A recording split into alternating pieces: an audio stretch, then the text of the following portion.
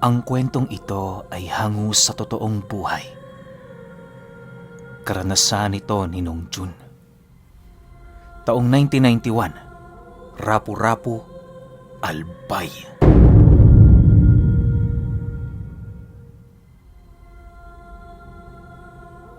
Itong mga panahong ito, kasalukuyang nagtatago sa Rapu-Rapu itong si Nong Jun. Hindi dahil sa meron siyang nagawang krimen sa batas, bagkus ay dahil sa kanyang kasalanang nagawa sa nakaalitan niyang mangkukulam sa sentro ng Albay. Upang mailigtas ang kanyang buhay, inabisuhan siya ng kanyang mga kamag-anak na kung maaari bumalik na muna siya sa kanilang lugar sa Rapu-Rapu. Wala namang pagpipilian noon si Nong Jun, kaya napilitan na din siyang umuwi. Nang makabalik na siya sa kanilang bahay, agad naman niyang inilahad sa kanyang mga magulang ang mga nangyari. Matapos niya itong maikwento, inabisuhan siya ng kanyang ama na wala siyang dapat ipag-alala gawa ng tawid dagat ang kanilang pagitan ng kanyang kalaban.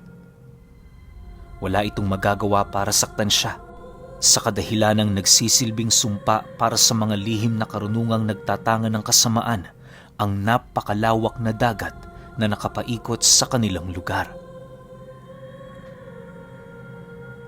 Dahil sa inilahad ng kanyang ama, kaya naman kahit papaano napanatag siya. Habang lumilipas ang mga araw sa kanilang lugar, unti-unti nang nawawala ang pangamba ni Nong Jun ukol sa panganib na dala ng kanyang kaaway. Kung hindi siya gaanong lumalabas, ngayon ibinubuhos niya ang kanyang oras sa pangingisda at iba pang trabaho sa bukid. Sa loob ng ilang buwan, wala na siyang balita ukol sa kanyang kalaban. Ayon sa mga kaibigan niya sa Albay, na magmula noong umalis siya roon, hindi na rin nila ito nasilayan. May mga nakapagsabing kusa itong lumayas sa kanilang lugar at ang iilan naman nagsasabing naghahanap ito ng paraan para siya ay masundan.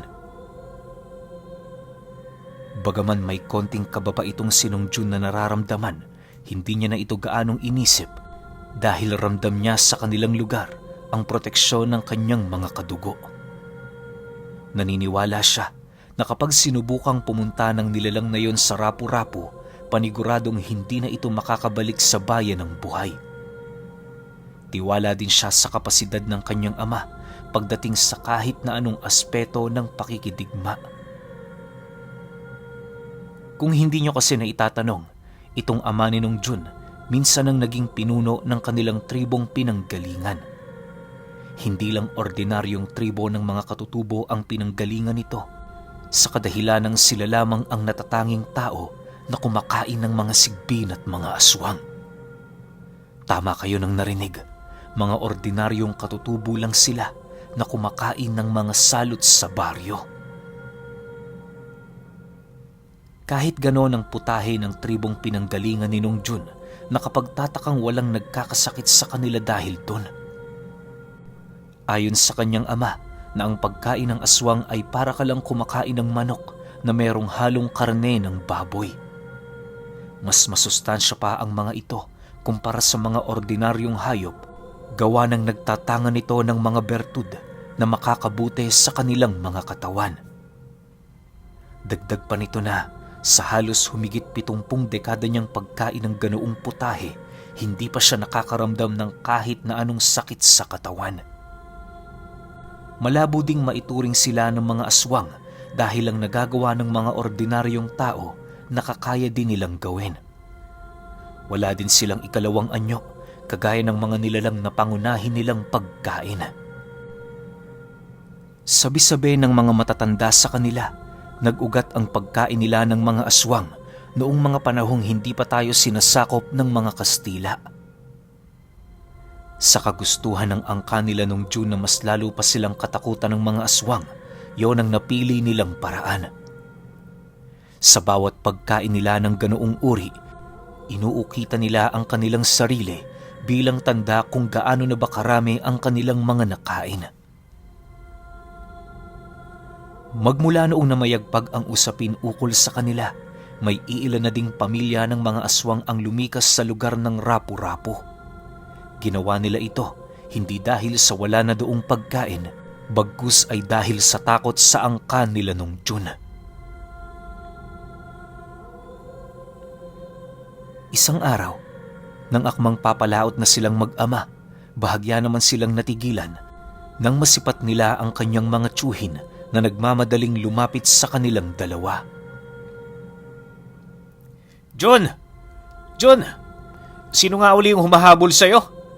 Kanina kasi, meron kami nakitang bangkang dumaong sa pantalan. Marami yung sakay. Kabilang na doon ang 2 matandang may daladalang mga bayong. Hindi na namin to nilapitan. Baka kako, mabulabog sila kapag naramdaman nilang kakilala ka namin. Wika ng isa sa kanyang tiyuhin. Matapos nitong makapagsalita, agad naman itong inilarawan sa kanya ang pagmumukha ng mga matatanda nitong nakita.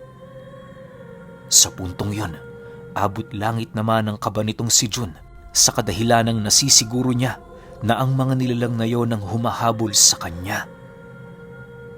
Nang magawa na niya itong makumpirma, hindi naman siya nagdalawang isip na ilahad ito sa kanyang ama.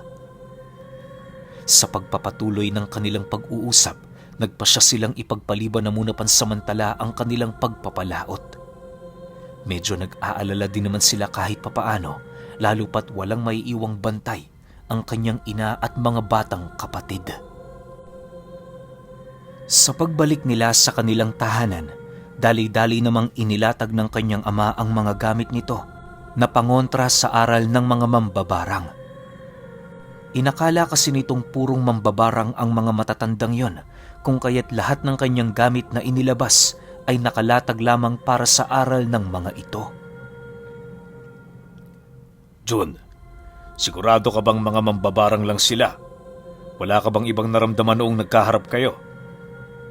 Wika ng kanyang ama habang abala ito sa pag-aayos ng kanyang mga gamit.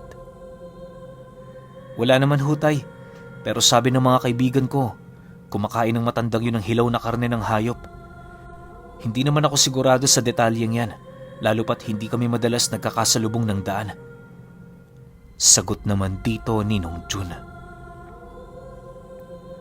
Nang marinig ito ng kanyang ama, nagpasya yung ilabas ang iilan nitong gamit sa pagpatay sa mga aswang. Nagbigay abiso din yun sa mga tiyuhin ni Nong June na kung makita nilang umaaligid ang 2 matandang yun sa kanilang lugar, wag na nila yung patakasin. Kung kaya nila yung dakpi ng buhay, gawin nila upang matapos na ang sigalot na kanilang dinaranas. Sa paglalim ng gabi, minabuti nilang magbantay kesa matulog. Si Nong June noon, panay ang pagmamasid sa likurang bahagi ng kanilang bahay habang ang kanyang ama naman nananatiling nakaupo sa entradang pinto ng kanilang bakuran. Hawak-hawak nito ang 2 arnis na gawa sa bagakay na merong pinatigas na makabuhay sa dulo. Nakahubad lang din ito ng kanyang damit upang maipakita sa mga dayo na hindi siya basta-bastang tao. Lumipas pa ang ilang minuto, tanging katahimikan lang ang bumabalot sa buong paligid. Bagaman wala pa silang nakikita o naririnig, nagpatuloy ang kanilang pagbabantay na parabang noong mismong gabing yon, inaasahan na nila ang pagsalakay ng kanilang mga kalaban. Maya-maya pa, sa hindi inaasahang pagkakataon, biglang lumitaw ang 2 matanda sa loob ng kanilang tahanan kung saan naroon si Nong June. Nanlilisik ang mga mata nito at meron yung napakalagkit na mga balat. Pagtitig ng 2 nilalang sa kanya, dali-dali naman siya nitong nilapitan, sabay darag sa sahig na kinaroroonan niya. Habang nakasubasob ang pagmumukha ni Nong June sa sahig ng bahay nila, bigla namang nagwika ang matandang yunang, Akala mo ba makakatakas ka sa amin? Hindi ba't sinabi ko sa'yo? Hahanapin kita kahit saan mang impyerno ang pagtaguan mo. Nagsisimula pa lang ako, June. Matapos nitong makapagsalita, dali-dali naman siya nitong kinaladkad patungo sa likurang bahagi ng kanilang tahanan. Habang hila-hila siya nito sa buhok, animoy wala siyang boses para sumigaw at humingi ng tulong sa kanyang ama. Akala niya, yun na ang katapusan niya, subalit paglabas nila ng bahay, bumungad sa kanilang harapan ang ama niyang galit na galit habang nananatiling tahimik. Pagramdam nitong aatras na ang dalawang matanda, itinarak nito sa lupa ang hawak niyang arnis, sabay wika ng, "Wala kayong ibang maaaring daanan sa loob niyan kundi dito. Masyado niyo yata kaming minamaliit, mga Ginoo. Hindi niyo ba alam na noong tumapa kayo sa lugar ng Rapu-Rapu, para na din kayong naghukay ng sarili niyong mga libingan?" Nang marinig naman ito ng dalawang matanda, ngumisi lang naman ito sa harapan ng kanyang ama habang nananatiling tahimik. Ilang minuto pa ang lumipas, dahan-dahan na siyang binitawan ng matandang kumakaladkad sa kanya, sabay sagot ng, Hindi pa ito ang huli nating pagkikita. Pag-igihan niyo ang pagbabantay dito sa anak niyo. Konting pagkakamali lang. Mamamatay siya bago niyo pa man tuluyang mapagtanto. Matapos nitong makapagbigay ng babala, agad din naman itong tinadyakan si Nung Jun patungo sa kanyang ama at kasabay nito ang dali-daling pagpasok sa loob ng bahay nila ng dalawang matanda. Paghabol doon ng kanyang ama, nasipat niya ang dalawang yon na gumagawa ng ritual sa loob ng bahay nila. Sa isang iglap, naglaho ang wangis ng mga ito na parabang pumasok yun sa lagusang kanilang itinanim sa bahay nila Nung Jun. Dahil sa ginawa ng dalawang matanda, hindi na ito sinubukan pang harangin ng ama ni Nung Jun sa kadahilan ng alam nito sa kanyang sarili na wala na siyang magagawa para basagin pa ang lagusan. Minabuti niya ding huwag magpadalos-dalos sa kanyang desisyon upang hindi malagay sa alanganin ng kanyang pamilya. Sa pagkawala ng dalawa, lumitaw ang iba't ibang uri ng mga insekto sa buong paligid. Paisa-isang nagsili para ng mga ito hanggang sa hindi naglaon tuluyan na din itong nilisan ang kanilang tahanan. Sa pagbalik ng katahimikan sa buong paligid, agad namang pinapasok si Nung Jun ng kanyang ama sa loob para kausapin. Halos hindi kasi nito inakala na ang matandang kahaharapin nila ay masyadong malalim ang aral para sa isang ordinaryong mambabarang. Nasisiguro din niyang may kakaibang dugo itong dumadaloy sa kanilang mga katawan dahil sa namumula nitong mga mata noong lumabas yun sa bahay nila. Makalipas pa ang ilang oras na pagpapahinga, pinapasok na siya ng kanyang ama sa loob ng silid nila. "Jun, magpahinga ka na muna. Bukas na bukas, hihingi tayo ng tulong sa mga kaibigan ko. Nagkakamali ang dalawang yon sa kinakalaban nila." Seryosong wika ng kanyang ama. Kinaumagahan, bago pa man sumapit ang bukang liwayway, nagpaalam silang mag-ama sa kanyang ina na tutungo sila sa isang tagong gubat sa Rapu-Rapu. Ayon sa kanyang ama, na kaya sila pupunta sa lugar na yon dahil meron silang bibisitahing kaibigan. Dagdag pa nito na kahit matagal na silang hindi nagkita, patuloy pa ring nananalaytay sa kanilang mga kaluluwa ang kanilang mga kasunduan. Sa pagpapatuloy ng kanilang paglalakad, nadapo na nga sila sa lugar kung saan bibihira na lamang puntahan ng mga taong naninirahan sa baryo. Habang binabagtas nila ang daan, panay naman ang pag-akbay ng kanyang ama sa kanya habang nagsasabi ng, "Huwag kang lumayo. Hanggat maaari, tumabi ka lang sa akin. Tandaan mo, Jun, ibang-iba na ang lugar na ito kumpara sa mga lugar na alam mo." Makalipas lamang ang ilang oras, narating nila ang 2 punong animoy naghugis arko sa gitna ng gubat. Dahan-dahan nilang pinasok ang lugar na yon at pagdating nila sa kabilang bahagi nito, doon niya naramdaman ng animoy isang makapal na harang na kanilang nilagusan. Bagaman hindi niya ito nakikita, nasisiguro niyang naramdaman ito ng balat niya. Sa pagbaling ng kanyang paningin sa unahang bahagi ng lugar na kanilang tinatahak, nasipat niya ang mga kubong magkakatabi-tabing nakatayo. Sa paglapit nila sa lugar na yon, napakahigpit ng paghawak ng kanyang ama sa kanya habang nananatiling tahimik. Maya-maya pa, paisa-isa namang nagsilabas ang mga taong naninirahan sa lugar na yon at dahan-dahang lumapit sa kanila. Pinagkumpulan sila nito hanggang sa dumating ang pinuno ng kanilang baryo. Sa pagsilay ng kanyang ama sa taong namumuno sa lugar na yon, agad naman niya yung kinamayan habang nagwiwika ng, Magandang umaga, kaibigan. Ang tagal na nating hindi nagkita. Kumusta ka na? Ayos naman ako, Mauring. Kayo ba? Ano ang problema? Bakit napadalaw ka? Sagot naman ito sa kanya.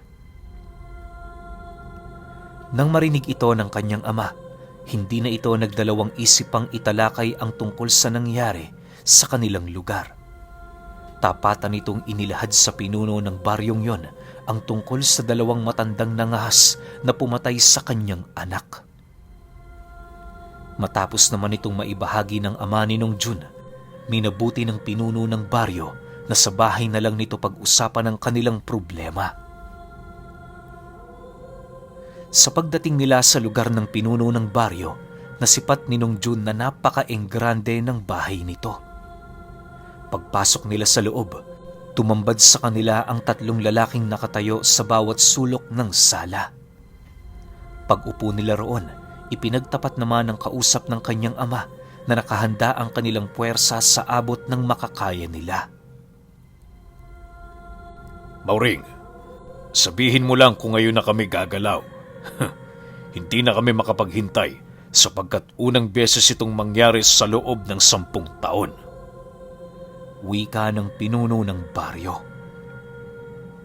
Kayo ang bahala, pero huwag niyo sanang maliitin ang dalawang yon. Sinasabi ko sa iyo, hindi sila ang kalaban na dapat nating paglaruan. Salamat sa tulong, kaibigan. Hihintayin namin kayo mamaya sa aming mumunting tahanan. Sagot naman dito ng kanyang ama. Matapos ang kanilang pag-uusap, hindi na rin nagtagal sila Nong Jun sa lugar na yon. Paglabas nila ng gubat, laking gulat na lamang niya nang hindi na niya masipat ang baryo paglagpas nila sa 2 punong animoy arko.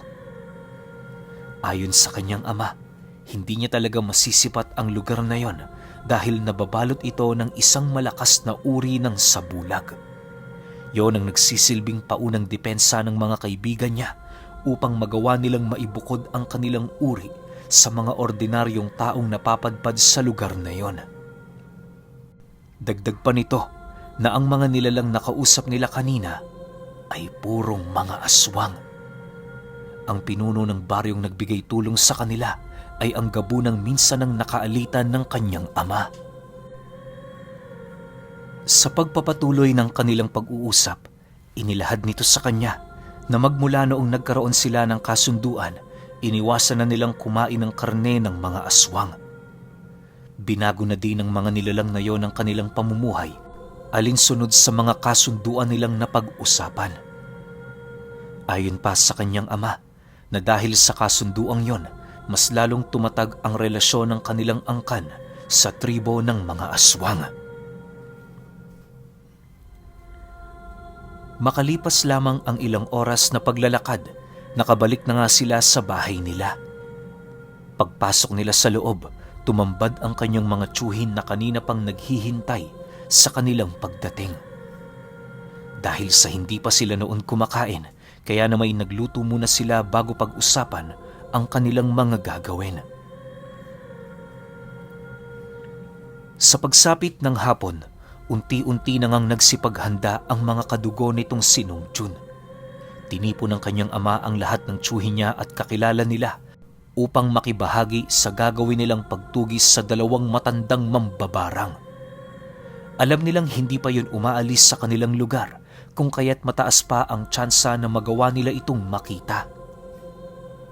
Ngunit sa paglalim ng gabi, bigo pa rin silang makita ang dalawang matandang yon. Makalipas pa ang ilang oras, paisa-isa na ngang dumating ang mga kaibigan nilang aswang na siya namang naging tenga at ilong nila para mahanap ang dalawang matanda.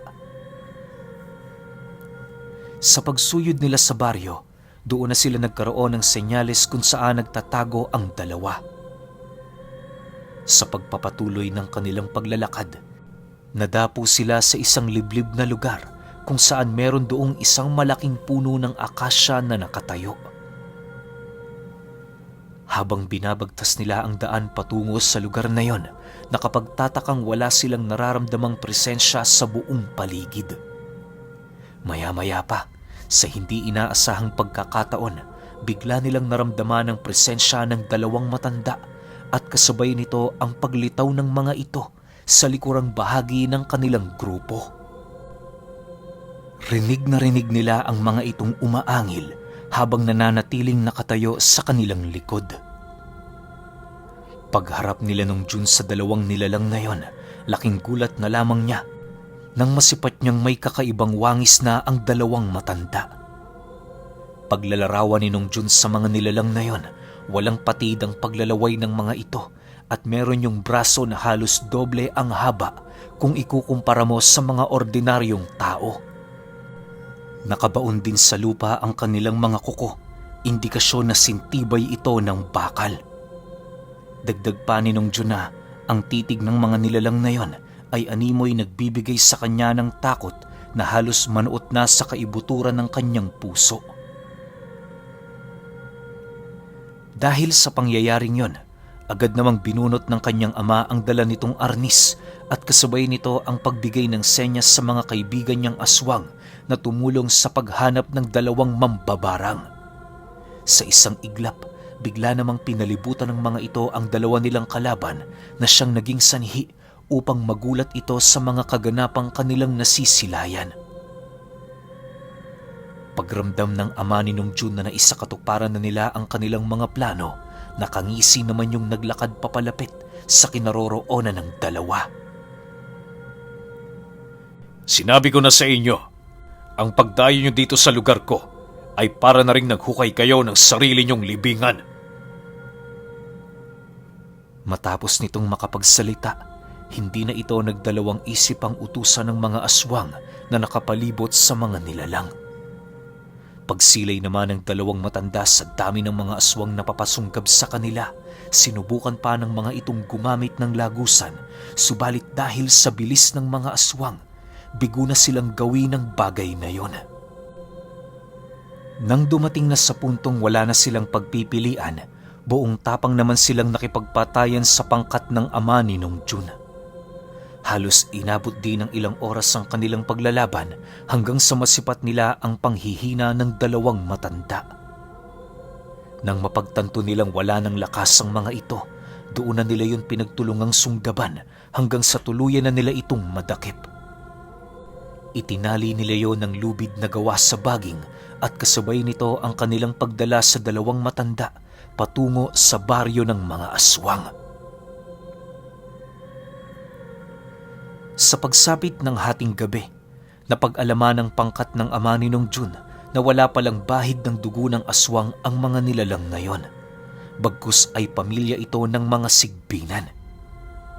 Bilang parusa, pinakain niya yon sa kanyang mga kasama para naman kahit papaano maging sulit ang pagtulong ng mga ito sa kanila.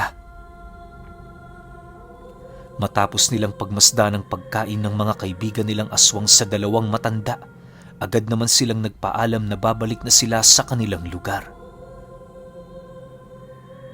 Magmula noong nangyari ang insidente, mas naging mahigpit ang kanyang ama sa kanya nang sa gayoy hindi na maulit pa ang mga pangyayari. Para magawang maprotektahan ni Nong Jun ang kanyang sarili, paunti-unti na nitong ipinasa sa kanya ang tangan nitong lihim na karunungan. Bago tumungtong ang taong 2002, lumipat na si Nong Jun sa bayan ng Parañaque. Doon niya ipinagpatuloy ang kanyang buhay bilang ordinaryong taong nagtatrabaho sa construction. Pero alam niyo ba na habang nagtatrabaho siya sa lugar na yon, Ramdam ng mga kasama niya ang pagiging kakaiba niya. Bukod kasi sa hindi siya basta-bastang napapagod, kaya niya ring magbuhat ng napakaraming sako ng purong lupa.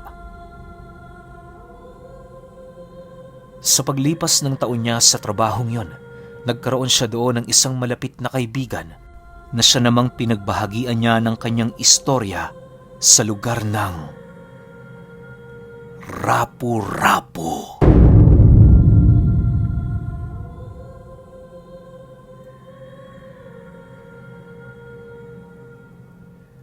Okay, opinyon ko sa kwento.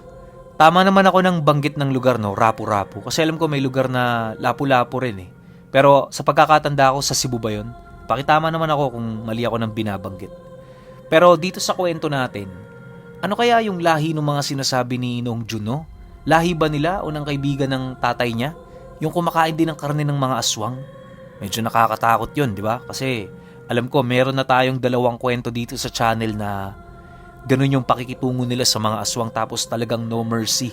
Walang peace-peace kumbaga. Kasi nga, ang tingin nila sa mga aswang, baboy. Ano bang ginagawa sa baboy ng mga tao? Di ba kinakain?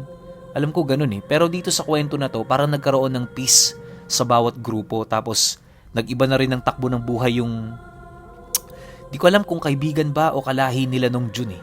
Basta, yun nga, nagkaroon ng ibang takbo ng buhay. Tapos yung mga aswang nagbagong buhay na rin. Bakit kaya? Sayang no? Kung series lang to, mauungkat sana natin yung history. Kaso, isang bagsak lang eh. Pero kayo, kung may opinion kayo sa kwentong ito, comment nyo lang sa baba. Yun lang. Hanggang sa susunod na kwento. Salamat.